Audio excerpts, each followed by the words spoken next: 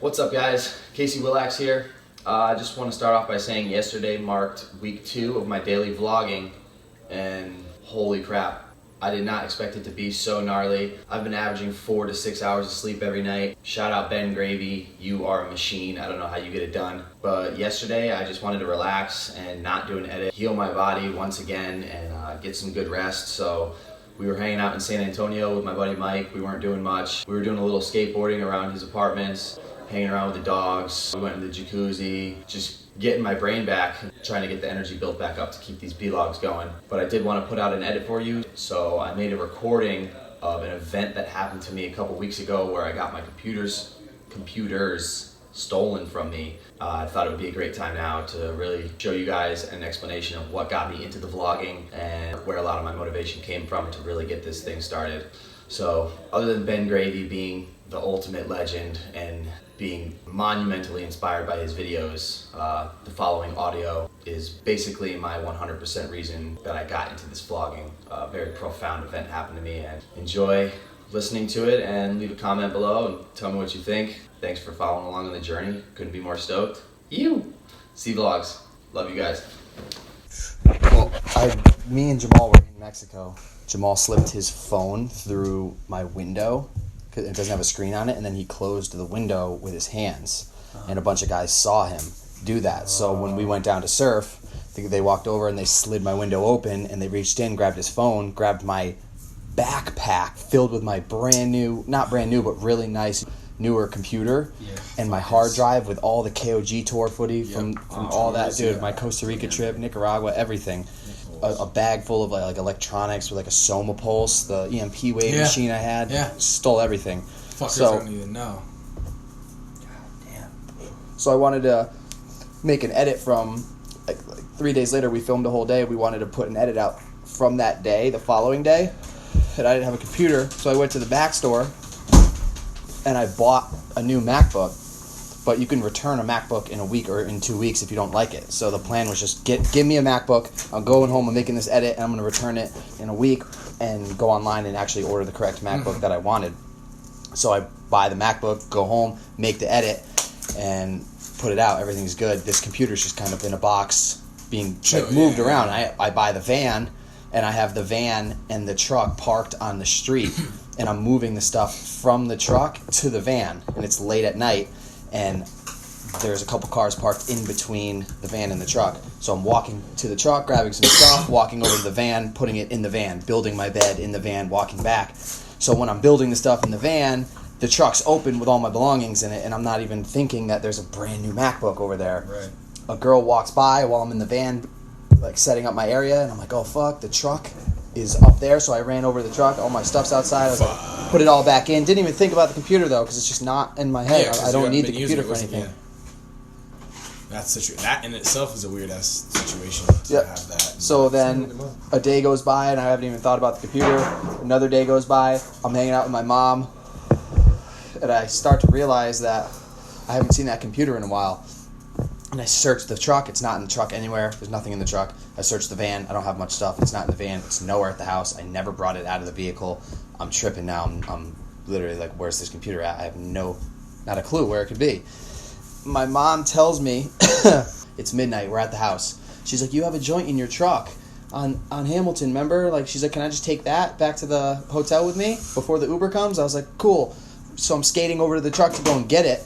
I grab the joint out of the truck. I'm skating back. It's just randomly 12:30 in the morning. Like, my mom tells me to go for a skate real quick. I'm skating back, and I'm skating by this like homeless woman who's kind of sitting on her bike at the stoplight, and I cruise by her, and she goes, Casey.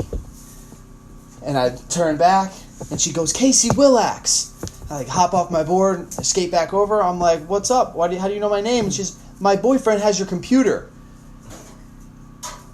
And I'm like, wait a minute, so it's for sure gone. Yeah. But now it's back. I'm finding out that it's gone and back at the same exact time. And I'm like, where's your boyfriend? And she said he was right behind me. He should be here any second. Couple minutes, dude comes scooting up on his bike with a backpack on, rolls up, stops. He goes, Casey Willax. I'm like, that's me. He goes, James Michael France. Like professor at CUS College, blah, blah, blah, blah, blah. Like, shoots off a gorgeous title, who he is. Yeah. finishes it off with, I got your laptop in my backpack, bro. Oh my god. And I'm like, oh my gosh. He's like, yep, bought it off a homeless man for $900 2 nights ago. Said he found it on Brookhurst right behind a white pickup truck, just hanging out 2:30 in the morning. Sick.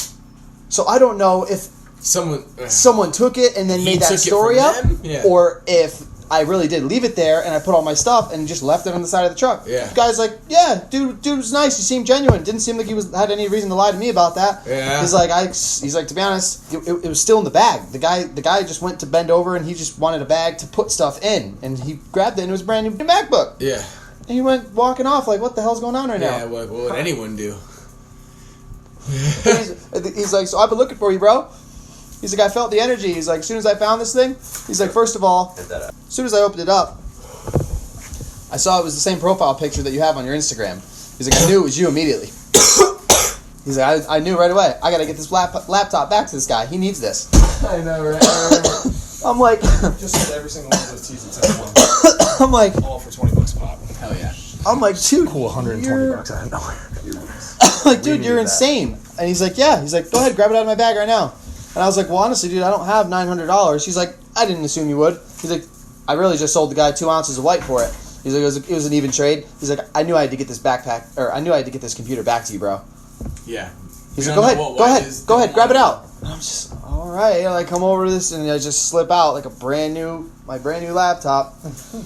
And he's like, thing's nice. He's like, me and my girl just wanted to watch some porn on it. Honestly, we haven't. He's like, the first thing that they stole from me when I moved into the jungle, which was like the area where all the homeless people are. Yeah. He's like, that's the first thing they got from me. They took my backpack and had my MacBook and everything in it. He's like, I've been researching the homeless people for this and that. He's like, I jumped into like an undercover situation here where I live with them now. I'm helping them build sanitary places underneath by the bridges in the water where they hang out, and I'm getting them some food, and I'm making sure they have clean needles if they're using drugs, and everybody can get some clean stuff, and that if they're going to use drugs, he's like, I cleaned out. I went to Long Beach. Kind of like you're like, I'm not sure if you're crazy if you're fucked up right now or not. He's like, I read. Did you really have to jump into the crack game? Yeah, he's like, I'm just here to provide him, like human essentials like clean water, food, a nice place to sleep, the proper drugs, some good ass crack, some of that fire. Yeah. You're like, wait.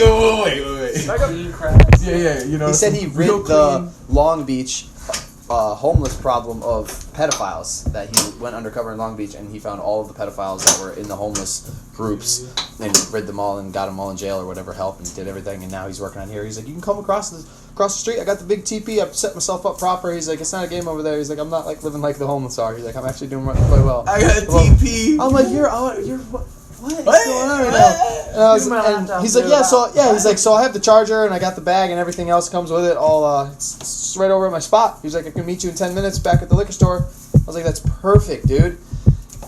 I'll meet you back there in 10 minutes. So I went back to the house, dropped off the computer, and I grabbed my old like from when I graduated high school, 2008, like beater laptop MacBook that I had. No charger, has to be plugged in, like if you want to even use it, but it's a MacBook and it works. It turns out you can search the internet. Dude could for sure watch the porn with his girl and spank each other off. Yeah, whatever. So I skated back over there. There he was. I gave him a MacBook.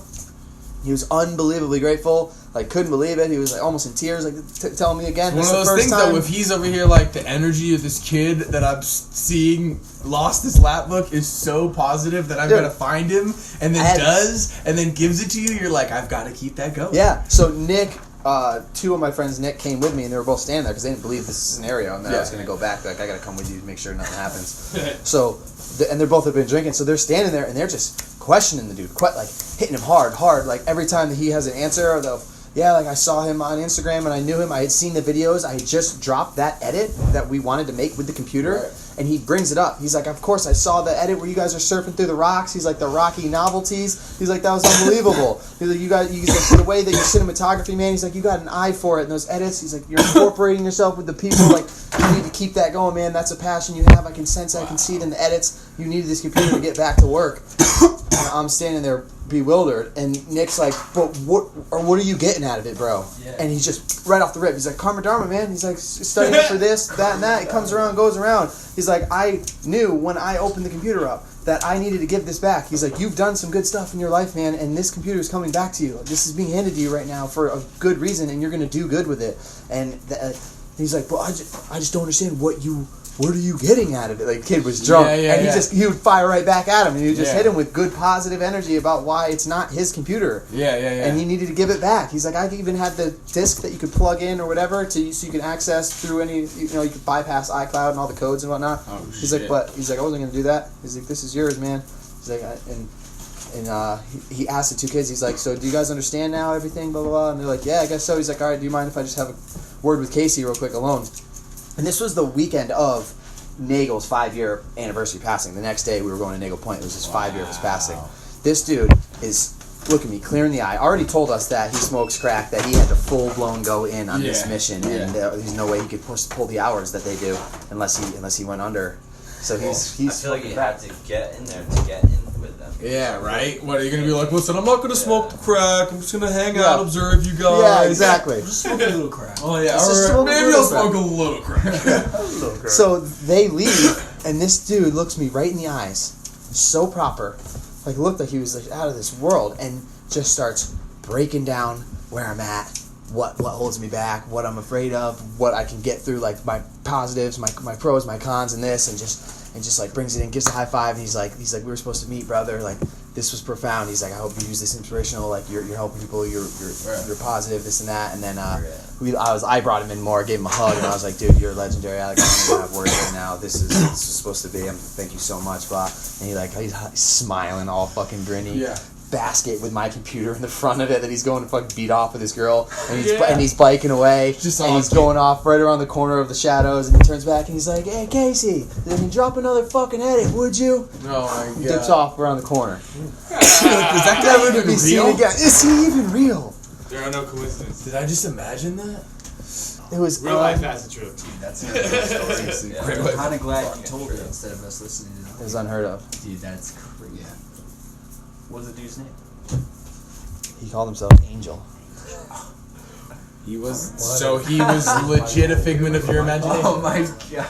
That was profound. I just needed some type of boost in energy and creative You energy. were meant to lose it in the first place. Yeah, and the second place, because that was the second time I'd gotten my first one stolen in Mexico 2 weeks prior. Oh wow. And I had just purchased that computer.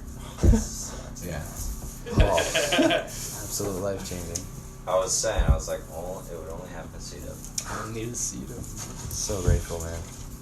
That was gnarly. heavy to get through those couple of weeks there.